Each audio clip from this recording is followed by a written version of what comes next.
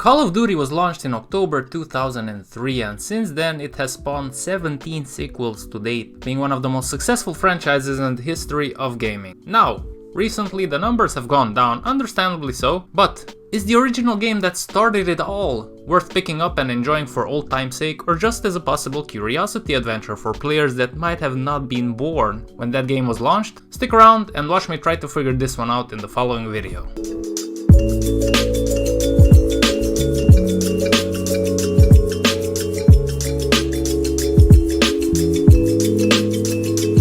First off, because I respect my viewers, if you want a short answer, then no, this game is definitely not worth your time anymore. Why? Well guys, it's 20 euros on Steam, and the campaign, which is the main reason why you would buy the game at this point in time, is a little over 7 hours.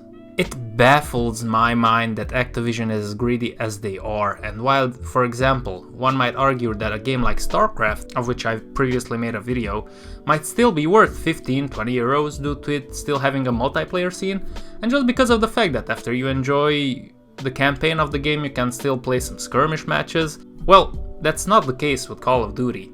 Nevertheless, let's move along as I intend to come back to this point later. How are the graphics? Are they still decent enough to have a go at it? Well, I gotta say that the game looked much better than I expected it to when I first fired it up. After a few online tutorials, I figured out how to play the game on a 2K resolution, and I gotta say it does not look as outdated as some of the other games of that era. At least in my opinion. If you ask me, visual-wise, the game is still accessible both to returning but also to new players that might give this a go. Now that being said, where the game falls off for me is the gameplay. After being spoiled with modern shooters and experiencing what the best minds in the industry can craft into high-end technical achievements, it's pretty hard to go back to Call of Duty and have fun with it. While hitting one-shots with semi-automatic rifles never gets old for me, no matter how new or old one game is, everything else seems to fall off.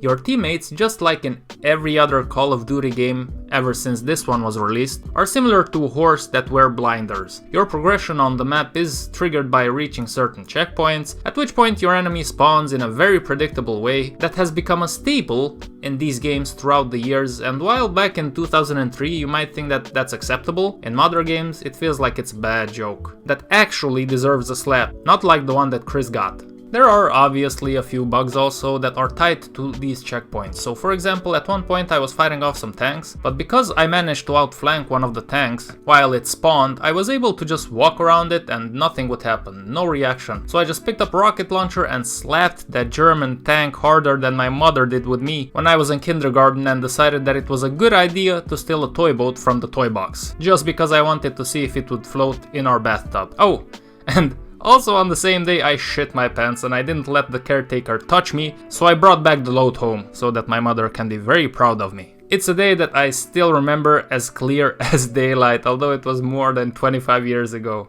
Okay, back to the game though. Another thing that I disliked is the lack of a separate sensitivity slider for aiming down sight. While this is not a big problem and can be easily fixed by some fine-tuning depending on your preferences, it adds another needle into your pillow. The thing that annoyed me the most though was the inability to run. When the enemy is firing up on your position and you're supposed to find cover, one might think that it's a good idea to run, right? Well, Infinity Ward strongly disagrees with that statement, as your avatar is constantly forced to walk, like he's in the park taking out the dog on a lovely summer evening. Above it all guys, it's just a boring experience at this point in time. It's not immersive, and with the thought of the fact that I've paid 20 euros for this game lingering in the back of my mind as I was playing it, I felt like a donkey, to be honest with you. So just to give you an example of what other games that you could buy with that kind of money at this point in time and have fun with, I'll give you a few games. Doom. You can play Far Cry 3, which would be a much better game than this one at this point in time. You could play Ghost Runner when it's on sale. Hades. If you want to stick to shooter genres, then you could play Insurgency Sandstorm. You can play Mad Max, which is one of the most underrated games of all times. You could play Metal Gear Solid 5, okay? You could also play Metro, the first two Metro games, which are awesome, and the list goes on and on and on. This game should be $5 at most, but no, it's not. So, in my humble opinion, it's better off on the digital shelves of Steam and other places that you can get them from. Now, all that being said, two positives stood out for me while playing this game. First off, the voice actors are quite good and do a good job in giving some gravitas to every mission debriefing that you are in. Also, the music does an excellent job at increasing the suspense when it needs to, but unfortunately, at this point in time, it's too little, too late in my humble opinion. Now guys, usually I talk more and go more into details in these videos about the technicality of the games, but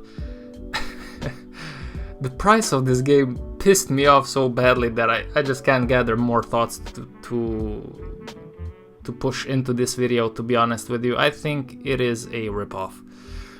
And okay, some of you might say that I'm a cheap guy, oh, it's just 20 bucks, right?